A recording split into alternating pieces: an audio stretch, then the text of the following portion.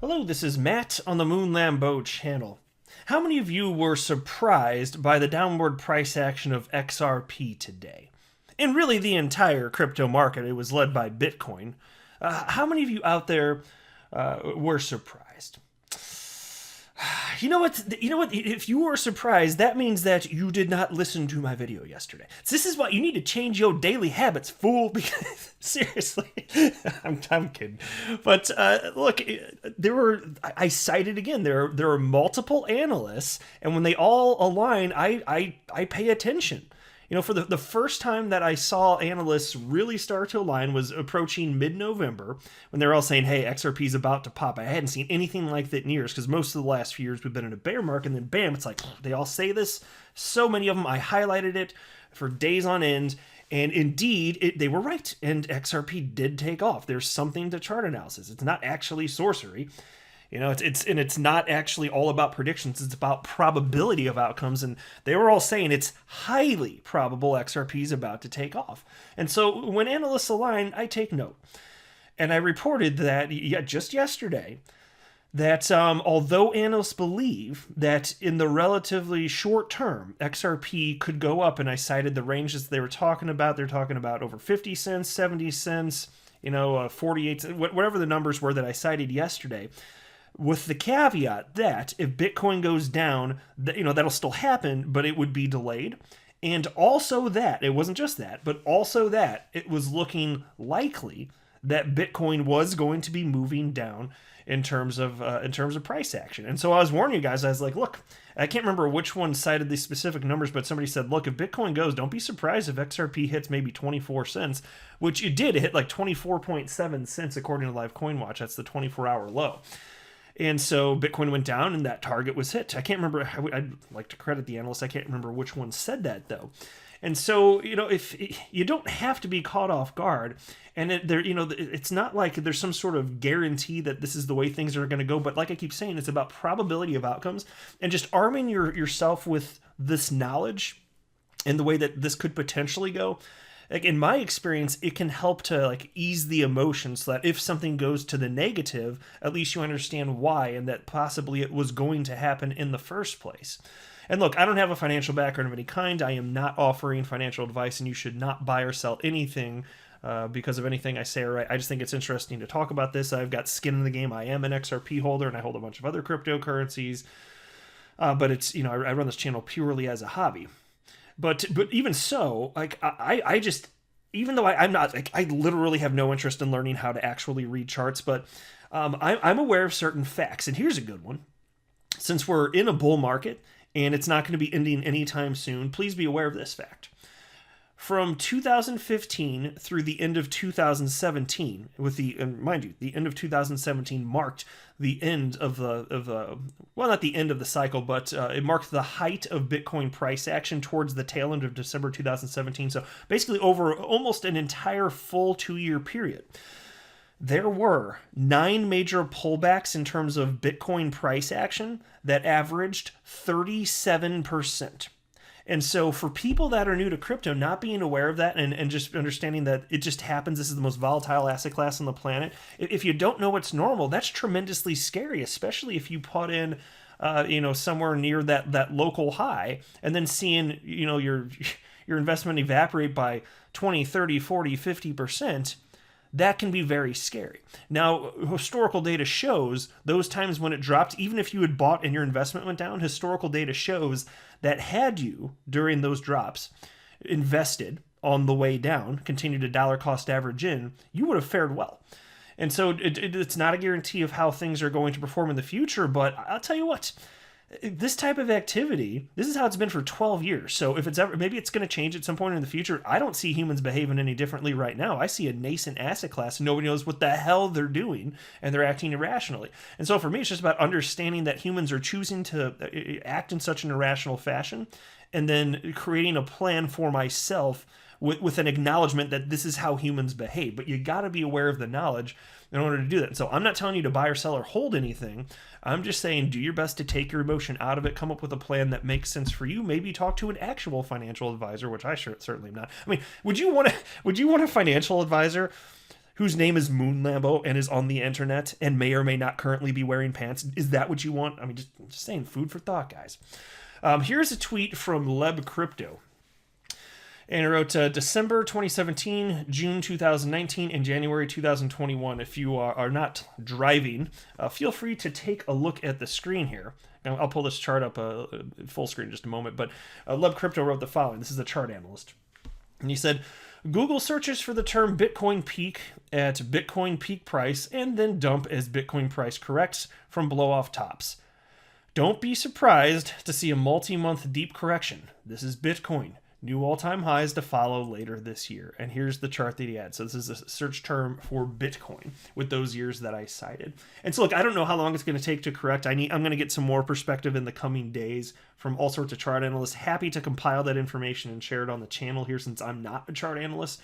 I just kind of share all the ideas of all sorts of different chart analysts on the channel. Which I personally think there's value in that. I don't see anybody else doing that. But, it's not over. I don't know how long it's going to take for things to go back up. But even today, like for instance, my fellow XRP YouTuber Blockchain Backer is saying, look, he still fully intends that at some point during this market cycle, you're going to see, somewhere in the neighborhood like $70,000 Bitcoin or maybe a little higher. I can't remember exactly what he said the top target might be.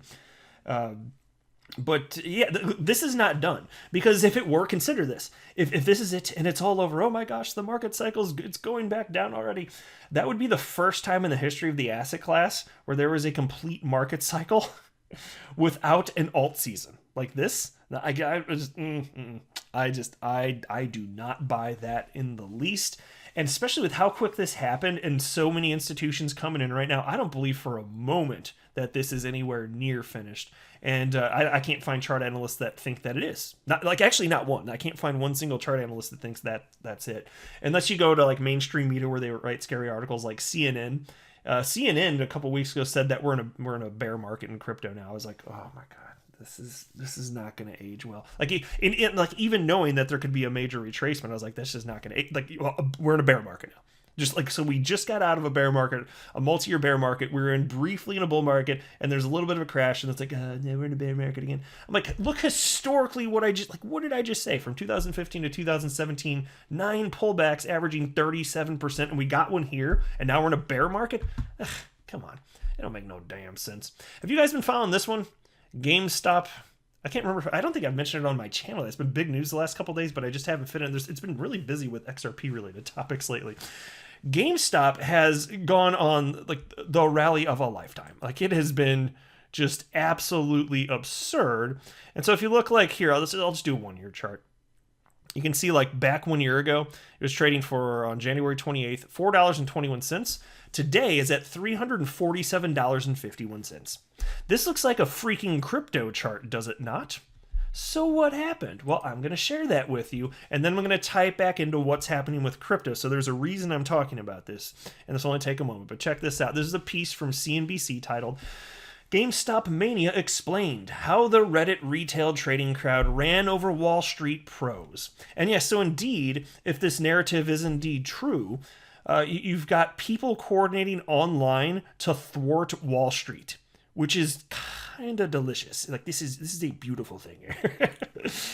Wall Street has been watching GameStop in awe as a band of Reddit-obsessed retail investors managed to push the stock up 1,500% in 2 weeks, squeezing out short-selling hedge funds. A wave of at-home traders found each other on the red-hot Wall Street Bets Reddit chat room, whose members have ballooned to over 3 million. By motivating each other to keep piling into shares and call options, they coordinated a monstrous short squeeze in the brick-and-mortar video game retailer. Retail investors, with the help of technology, acting as a union and attacking is a new phenomenon, said Jim Paulson, chief investment strategist at Luthold Group. You combine the power of technology, which allows you through Reddit postings to magnify your individual impact, with some use of leverage and very targeted bets, they can have a significant influence, particularly on areas of vulnerability because of the short positions, Paulson said. So many enthusiastic Reddit users have been posting screenshots of their brokerage accounts, some of which touting astronomical returns north of 1,000% in a handful of days. These passionate investors often call out short sellers in the chat room in colorful language and unpleasant internet memes. And if I can just pause right there and note that, and let me just go back to this. Here, see this chart? Chasing green candles is like the stupidest thing that a person can do in investing, in my humble opinion. And so I'm never going to do that. Because once it's up this much, if there's anything left in it, it's not going to be much, and like that. These things, even if they keep running, even if in a unique instance, like say I'm wrong and this one keeps going up to $900, $1,000, it's some crazy number. I don't care. It's far too risky and it will not be sustainable, and I'm not going to chase that. I invest in things that are undervalued. This thing is tremendously overvalued, and there likely are not strong fundamentals, which is why the stock's been down for a very long time. You're entering an ever-increasing digital world, and I'm not going to get into the fundamentals behind GameStop. I think it's outside the scope of certainly this video, if not the entire channel's purpose. Although it is an interesting topic, I have looked into it. But suffice to say, like even outside of the fundamentals, chasing a green candle is an awful idea, I personally believe. Anyway, the piece continues. This is gaining cult-like status, said Quincy Crosby, chief investment strategist at Prudential Financial. It is a pack of traders, and the pack is gaining momentum. The retail crowd is not just taking over the shorts, and it's taking over the headlines. The intense speculative behavior among retail investors is unnerving many on Wall Street, as mounting losses by hedge funds could spill over to other areas of the market. Some also believe this buying frenzy could be an ominous sign for a market at record highs. It could potentially destabilize the overall market and the confidence in the market. Those who have not joined will be compelled to join, Crosby added. These amateur investors have started targeting other heavily shorted names, including AMC Entertainment and Bed Bath & Beyond, leaving Wall Street analyst targets in the dust. So let me tie this back to crypto now. Here's a short video clip. I guess this is on Sam's To the Lifeboats channel. And it was this little clip that's 48 seconds. I'm not going to play it, but it was posted by XRP Kinglan. And then Blockchain Backer, my fellow XRP YouTuber, retweeted this little clip and wrote, "This was a discussion I had with Sam on September 18th. That'd be last year. Understand the big picture. Don't get caught in the day. Today, things are going to get crazy." And so what he was citing in this piece, the Blockchain Backer, was that money was going to flow out of large cap. So you can think like tech stocks, and he said it's going to flow in to small cap stuff that people have no interest in putting money into. And in this clip, he cited GameStop. He also cited General Electric and Ford, for example. Those are 3 examples. And this did happen with GameStop. And so in a video that he put out today, he was mentioning, and he even said in this clip too, he's like, whatever the narrative is, in his opinion, I got the cut of his jib. He doesn't seem to really care. He doesn't think that matters. He thinks this type of stuff, this behavior was going to happen regardless. It's just the cycling of money. And so it happens in stocks, and it certainly happens within the crypto asset class. Money typically flows into Bitcoin, then large cap coins, then mid-cap coins, and then small-cap coins, and then rinse and repeat. That's effectively what happens during a bullish cycle for the crypto asset class. And so don't be surprised when, there are certain coins that have been running. People they abandon positions that aren't doing anything. They chase the green candles. But then those smaller cap coins or mid-cap coins, small-cap coin, whatever it is, eventually, in all likelihood, during a crazy cycle, it's probably going to have some price action. And if you just exited it, it might be something to regret. And this is not me telling you to buy or sell anything. I'm going to be super duper clear. I'm just sharing with you that my experience, and I saw this firsthand in 2017, every single cryptocurrency that I purchased in 2017, and I actually purchased, I believe the number was 17 cryptocurrencies in 2017, all of them went up substantially. Like in terms of percentage, all of them went up substantially. And then they all crashed back down. Because it's a market cycle. But that's what I'm saying. It's hard to pick a loser. And so when people go out and they chase the green candles and they're giving up position in something that hasn't pumped yet, I just see that time and time again. And just like being aware of this type of information. And so like verify it for yourself. You don't. I'm not wanting anyone to just take my word for this. Do your own research, but I am happy to share my own perspective, and that is my genuine perspective. I saw it firsthand. Everything went way up, and then it went way down, and those people that chased the green candle where most of the pump had already happened, they didn't make a damn thing. And then they held, and then it crashed. Maybe they're at a loss, and then the next thing went up, and they're already out of it, and so they missed that too. That type of thing, like it happens endlessly. It's already happening now, and I'm seeing it, and it's going to continue to happen. And so, like, for these poor people that haven't been through one of these cycles, like, so many of them are going to get just wrecked. And so I'm not going to do it. I already understand that so many coins are going to go up. I'm not really interested in small cap because to me that's still just too, like, all of crypto is risky, don't get me wrong. Investing in any crypto is very risky, but in particular the small cap coins, I understand, like, that's where you can make like insane truckloads of money. Like, I get it. Like, you can put $1,000 in and become like a multimillionaire, if you hit a winner. But it's not for me. It's just not for me. I'm going to stick with my mid and large cap coins. That's risky enough for me personally. And I think I'll do just fine. There will be some good stuff, some bad stuff. It's going to be messy along the way, even with me having this knowledge. And that's okay. That's fully what I'm anticipating. But I'm gonna own everything I can before it pumps.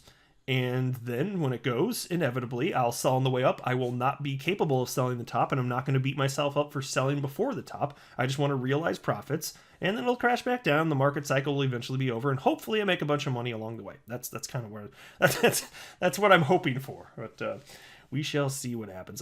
I guess I'll go ahead and wrap up there, but thank you for stopping by, my friends. I am not a financial advisor. Do not buy or sell anything because of anything that I say or write. That would be a very, very, very bad idea. Until next time, to the moon, Lambo.